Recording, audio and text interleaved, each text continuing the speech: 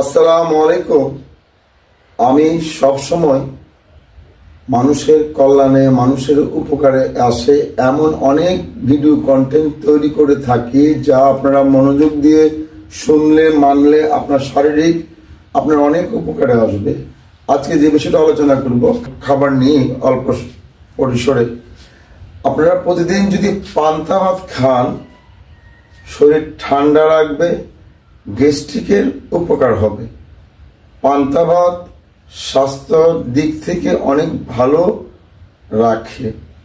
দ্বিতীয়, যারা পানি কম খান তাদের শরীর শুষ্ক হয়ে যাবে। পানি মোটামুটি পর্যাপ্ত পানি খেতে হবে। প্রতিদিন 3 থেকে 4 লিটার পানি খেলে শরীর সুস্থ থাকে, শরীর ভালো থাকে, কিডনিও ভালো রাখে। 3 থেকে 4 লিটার, বেশিও খাবেন না, কমও খাবেন না। 4 লিটার পানি প্রতিদিন খেতেই হবে। আর পানি কম খেলে স্মৃতিশক্তি কমে যায়।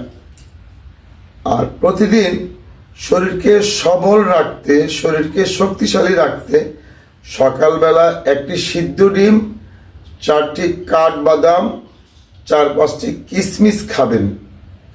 এতে করে আপনার হার্ট সুস্থ থাকবে, শরীরে শক্তি থাকবে। আজকে এতটুকুই।